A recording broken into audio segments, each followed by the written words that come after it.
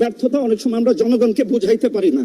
আজকেও ফিরে আসা কিন্তু জনগণের জন্যই। আমরা এর আগেও যা করছি অর্ডারে করছি, আজকেও অর্ডার করেছে তাই আমি থানায় চলে আসছি। একটা মানুষের আইডেন্টিটিতে প্রথম যদি বলে যে আপনার পরিচয় কি, সেই পরিচয়ের ভিতরেই থানা আসে, যে কোন থানায় সে বাস করে। আমাদের কাছে এটা মনে হয়েছে যে আমাদেরকে পুলিশকে আগে বাঁচাইতে হবে। থানার ভেতরে ব্যাপক অস্ত্র রয়েছে, যদি এগুলো সন্ত্রাসীদের কাছে চলে যেত তাহলে এটা আমাদের নিরাপত্তার জন্য একটা চ্যালেঞ্জ হয়ে যেত। প্রথমেই আমরা যেটা ওই দিন যেটা এক্সপিরিয়েন্স করছি, যখন মবটার সংখ্যা এত বেশি ছিল, কন্ট্রোল করাটা যখন ডিফিকাল্ট হয়ে যাচ্ছিল, তখন আমাদের মাথায় আসছে যে থানা একটা গুরুত্বপূর্ণ স্থাপনা, এটার মধ্যে অনেকগুলো ফ্যামিলি আছে, প্রায় 200-300 ফ্যামিলি আছে এখানে। ক্ষুব্ধ বা উচ্ছৃঙ্খলকারী কিছু নাগরিক যারা অনেক পুলিশ সদস্যকে হত্যা করছে, আহত করতেছে, তা আমাদের কাছে এটা মনে হয়েছে যে আমাদেরকে পুলিশকে আগে বাঁচাইতে হবে, তাদেরকে রিফর্ম করে নতুন করে কাজ করার জন্য তাদেরকে সেভ করাটা আমার অত্যন্ত জরুরি।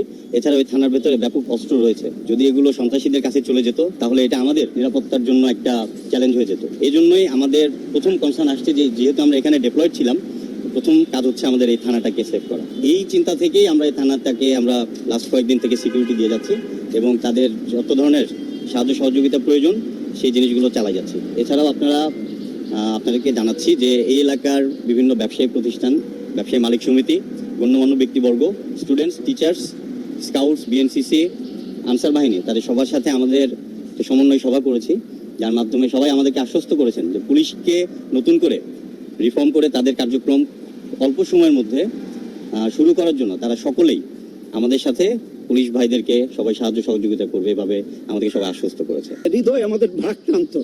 আমি এই পুলিশে আজ 23 বছর একসাথে কাজ করেছি। কিছুদিন আগেও আমার থানায় ছিল, সে আজকে নেই। আসলে আমাদের পুরো পরিবার, আমার পুরো পুলিশ সদস্য, আমরা সত্যিকারের ট্রমাটাইজ। তার ভিতরে আমরা আসলে জনগণের প্রয়োজনেই কাজ করি। আমাদের ব্যর্থতা অনেক সময় আমরা জনগণকে বুঝাইতে পারি না। আজকেও ফিরে আসা কিন্তু জনগণের জন্যই। জনগণ প্রয়োজন বোধ করছে যে পুলিশ না থাকলে কি হচ্ছে, সেই প্রয়োজনেই ফিরে আসা। আমি ধন্যবাদ জানাই সেনাবাহিনীকে। সত্যিকারে তারা বিশেষ করে তেজগাঁ এলাকায় বিগত দিনে এবং ঠিক যখন সারা বাংলাদেশে জ্বালাও পোড়া হচ্ছিল, তারা একেবারে কোনো একটা স্বর্গীয় দূত হিসেবে এই থানার গেটে দাঁড়িয়ে তারা আমাদের রক্ষা করছে। তাদের প্রতি আমার এই থানার পক্ষ থেকে কৃতজ্ঞতা। আমরা আসলে সত্যিকারের স্বল্প পরিসরে, যেহেতু আমরা সবসময় কমান্ডে কাজ করি, একটা চেন অফ কমান্ড কাজ করে, আমরা এর আগেও যা করছি অর্ডারে করছি, আজকেও অর্ডার করেছে তাই আমি থানায় চলে আসছি। এখনো আমার অনেক সহকর্মী কান্না করতেছে, আসতে পারছে না। আমি চেষ্টা করছি যে আমরা সত্যিকারের মানুষের প্রয়োজন এই যে কাজ করি, এই কথাটা তাদের বোঝাতে চেষ্টা করতেছি, তাদের মোটিভেটেড করে যে সত্যিকারে যে আমরা মানুষের প্রয়োজনে এটা সেই প্রয়োজনটা আবার মেটানোর জন্যই কিন্তু আমরা চলে আসছি। তাই সবাইকে ধন্যবাদ। আমরা চেষ্টা করব এবং জনগণকে বলবো আমাদের রাস্তায় নেওয়ার জন্য।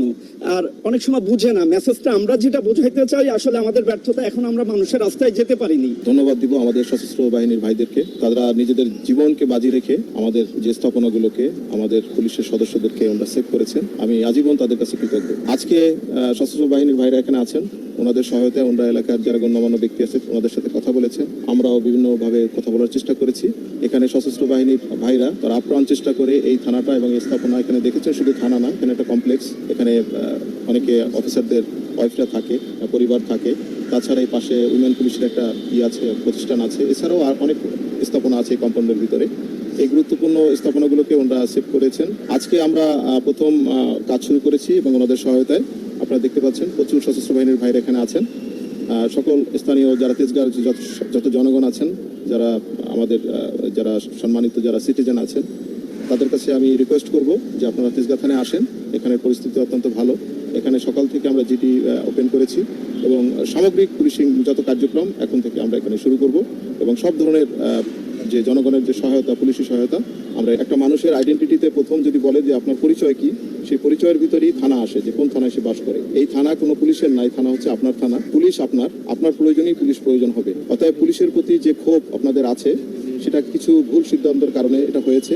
এই জন্য কিন্তু সমগ্র পুলিশ বাহিনী দোষী না, সমগ্র পুলিশের অধিকাংশ মানুষই দোষী না। আপনারা যা হয়েছে, আপনারা পুলিশের দোষ ত্রুটি এটা ক্ষমা সুন্দর ভাবে দেখেন। এতক্ষণ শিরোনাম শুনছিলেন, এবার বিস্তারিত। প্রিয় দর্শক, আপনি যদি এই চ্যানেলে নতুন হয়ে থাকেন, ভিডিওটি দেখতে দেখতে চ্যানেলটি সাবস্ক্রাইব করে আমাদের সঙ্গেই থাকুন। আর এই ভিডিও সম্পর্কে আপনি আপনার মূল্যবান মতামতটি কমেন্ট বক্সে জানিয়ে দিন। আর হ্যাঁ প্রিয় দর্শক, জানিয়ে দিন ভিডিওটি কোথা থেকে দেখছেন।